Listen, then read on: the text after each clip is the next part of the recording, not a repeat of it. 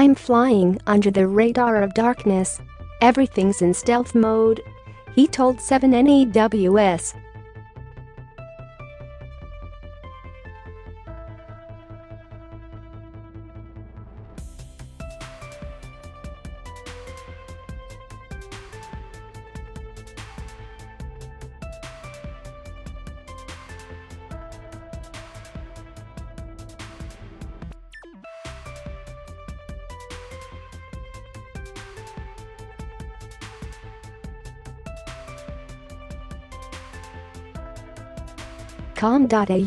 .You've got inflation driving up grocery costs. You've got fuel prices more expensive than any time previously, and that is really putting the pressure on for people who are having to budget. Every little bit helps. A security guard whisperer hits the dumpsters. New Zealand-born Rikihana began dumpster diving when it was simply known as scavenging. He used to rummage through the local landfill when he and his dad dropped off the garden waste. Now, he's got it down to a fine art. My routine is I get into this full-on hyped, psych myself up mindset, said Rikihana, who lives in Mandurah, an hour south of Perth.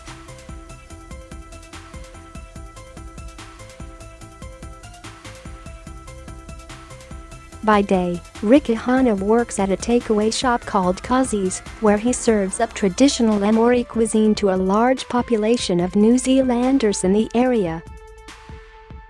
By nightfall, he prepares for a different food-focused mission.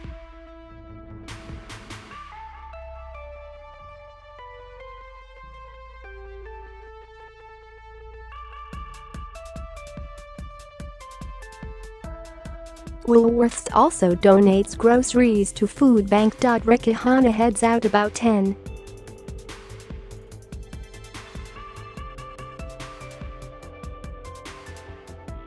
Police across Australia told 7news.com.au there's no straightforward answer as to whether dumpster diving is illegal because, depending on the situation, it could breach trespassing laws or causing damage to a private property, for instance. Rikihana isn't worried. I'm known in the community as the security guard whisperer. I always seem to end up friends with them and building a rapport, he said.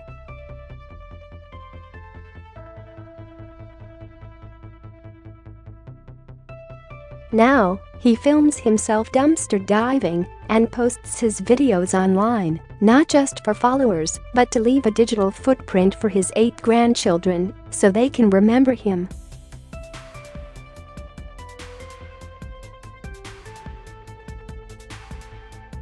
Next, he sorts it into boxes and bags and delivers it to churches, food banks, soup kitchens and people who share it among their own families, including nearby Aboriginal and Philippine elders.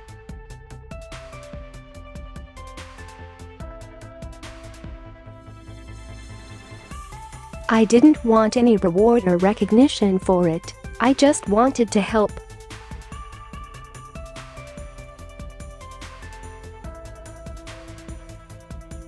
You do not need to go very far to find wild edibles. People have them growing in their own garden, on their own lawn, and all are excellent replacements for the greens you find at the supermarket, Brenden says.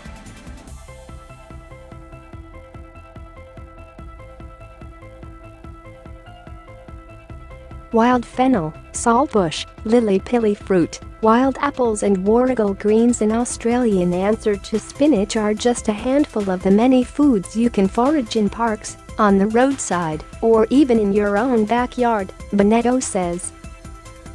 Brenden says there is definitely a spike in attention and foraging. People have been flocking to foraging Facebook pages to learn how to recognize wild edibles since supermarket shelves began being stripped of essentials during the pandemic. In the past, the practice of foraging was common, but the skills have been largely lost, said Brenden, who grew up in northern Italy, where he was sent into the fields by his mother and told to return with the seasonal treats.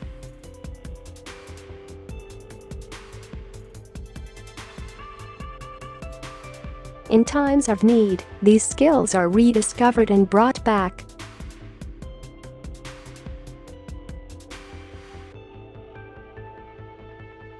There's an incredible resource of foods that can be found in parks in Sydney. This year there was an incredible bounty of bunya nuts. We collected quite a lot, and we're still eating them.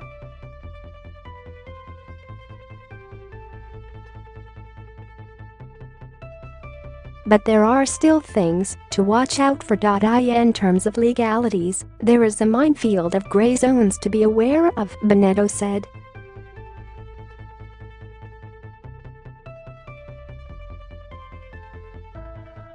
There's also ethics to consider, said Benedetto, whose guide Eat Weeds looks at everything from potential pollutants, contamination, and poison species to looking after country. With the rise of foraging, we need to be very aware of the fragility of ecosystems. If you pull out all of the dandelions, there will be none when you come back, he said.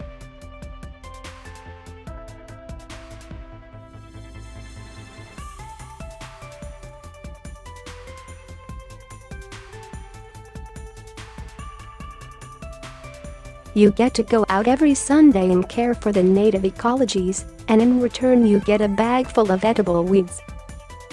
I think that's a nice. And finally, thank you all for watching the video. Please like and comment your opinion so we can discuss together. Don't forget to subscribe, press the bell to follow and update many other interesting news. See you in the next videos. Goodbye.